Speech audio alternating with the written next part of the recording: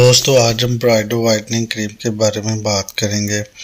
दोस्तों ब्राइडो whitening cream भी दूसरी क्रीमों की तरह वाइटनिंग क्रीम है। इसको लड़के लड़कियां दोनों यूज़ कर सकते हैं।